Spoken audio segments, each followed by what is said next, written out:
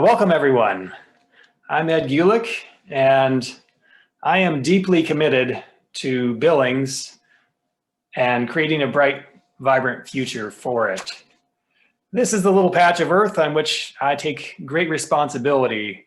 I think we have incredible potential, and I've sensed for a long time that the great citizens, businesses, and institutions of our community have been longing to reach out and grab that potential. We have all kinds of great assets. We've got the Yellowstone River, Rim Rocks, the historic buildings and places, great restaurants, downtown movie theater, multi-use trails. We got some economic diversity, college and university. We got good neighborhoods, good schools, forward-thinking leadership and staff, the Chamber of Commerce and Big Sky Economic Development, and an airport that's less than a 10-minute drive from downtown. All good things. But we also have some threats. Crime is increasing faster than our resources to address it. Looking at the 2021 CPSM Police Operations and Data Analysis Report, we can see that Billings over the last 10 years, from 2010 to 2019, has had a pretty large increase in violent crime. Actually, a reduction in property crime. Well, it kind of varies from year to year. But when we compare that to the rest of Montana, we see that we're quite a bit higher in terms of violent crime and property crime. And then we compare it nationally. We are also, we start off in 2010 somewhat lower than national rates. But when the Bakken came in 2012, we started seeing quite a bit of an increase. So crime is an issue. And we have a police force that's very stretched, not resourced properly right now.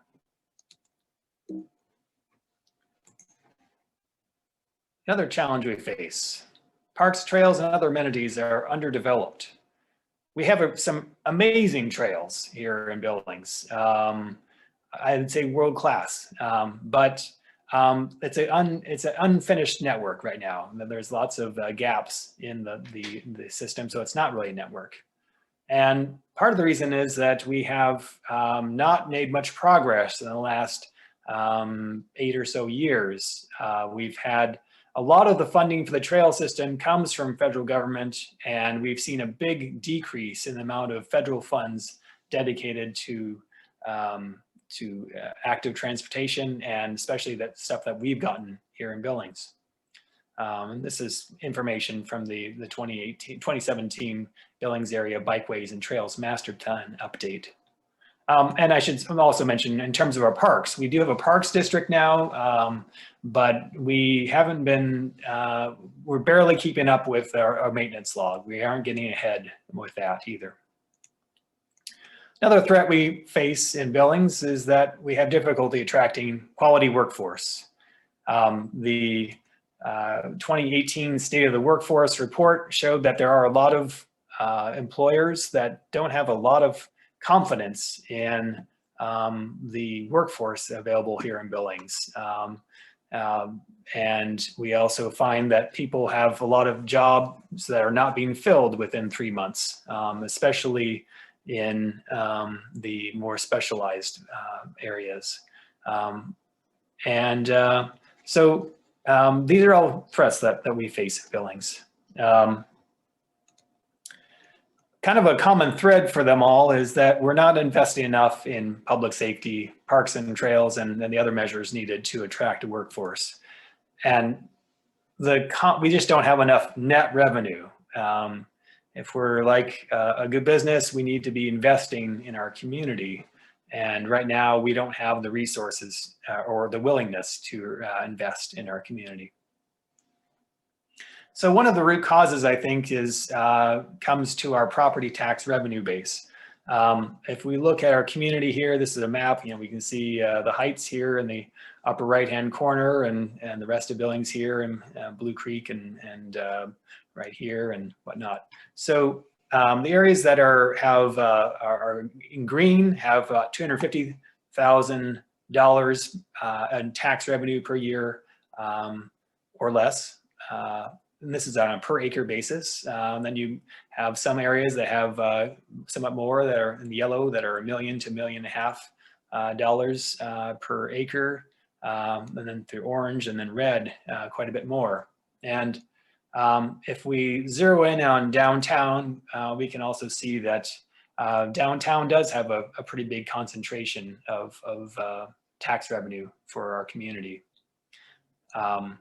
And zeroing in even further on some specific properties, especially the Montana Power Building in downtown Billings, we see that the tax revenue per acre on the average of these 10 properties that are located in downtown Billings is about $43,000 each year on a per acre basis. And if we compare that to the average for the rest of the community, more suburban areas where we have a combination of commercial, like Walmart, Costco, and Rimrock Mall, as well as residential, we have about $1,400 each year per acre coming in. So downtown is providing somewhere around 31 times as much tax revenue on a per acre basis.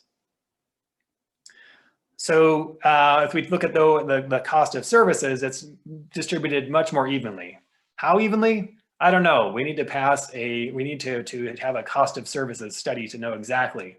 But I'm willing to wager that the downtown area may have a higher cost of services that are needed, but not 31 times higher.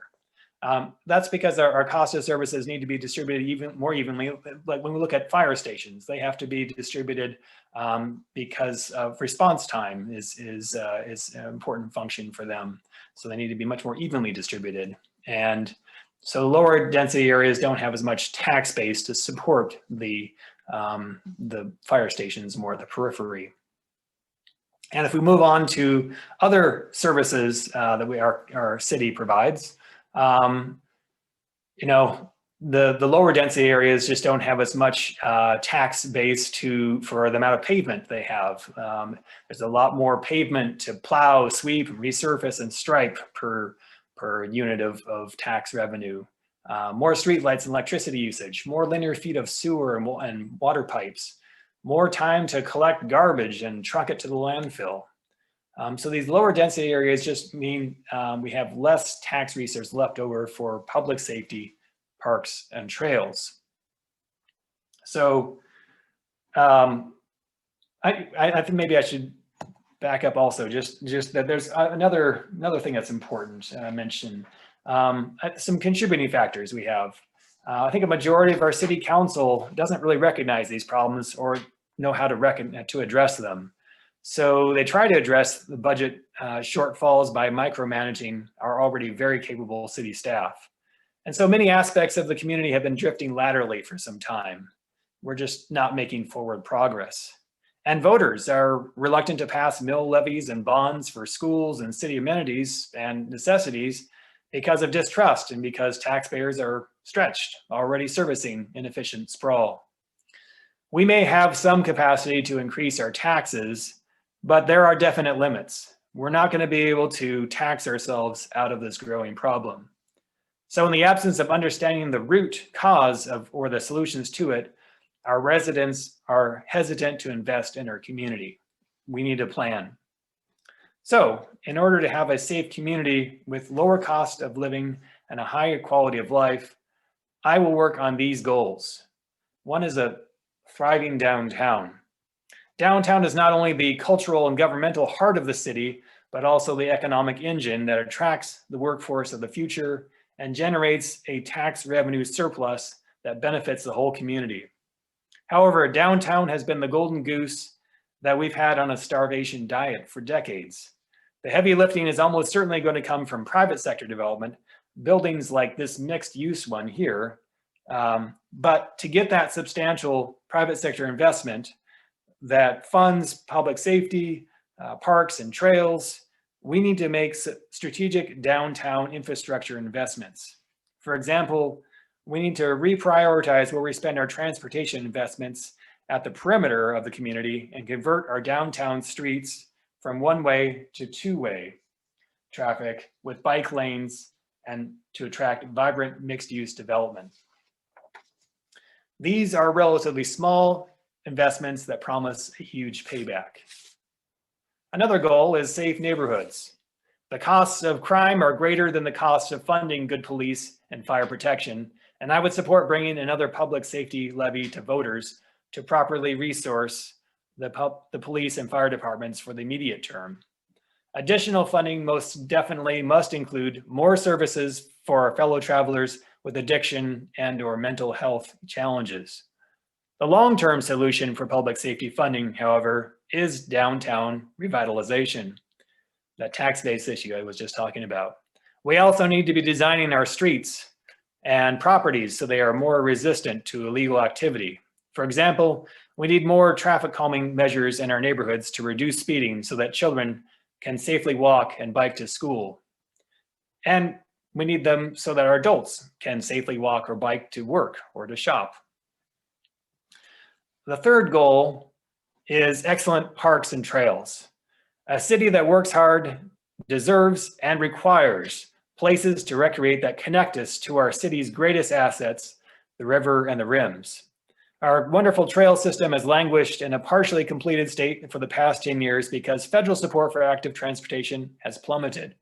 We also have parks in strategic locations like Colson Park, but we haven't had the resources to develop them into the incredible potential that they have. Imagine how Colson Park could be this incredible recreational hub where our city's trail system meets the river and water sports like kayaking and rafting. It would just be really incredible. We can get there with the right leadership. Finally, Billings is a hardworking city. I constantly see evidence of that. When I'm up and about at 6:30 in the morning, I see people getting ready for the work day and going just to that workplace. School teachers, small business owners, refinery workers, construction workers, and hotel, restaurant, and food service workers. I see them and many others. And I live near the hospitals, and I know how hard medical assistants, nurses, and doctors, administrators are working to make our community safe, particularly in this trying time. We work hard to improve the lives of our families and our community. We strive to create a better, safer place to live, work, and enjoy. And I believe a hardworking city deserves a hardworking city council. If I'm on city council, I will work my butt off to make our community a better place for us all. And if we play our cards right, we can create a city that is every bit as amazing as our beloved Rimrocks. Thanks for joining.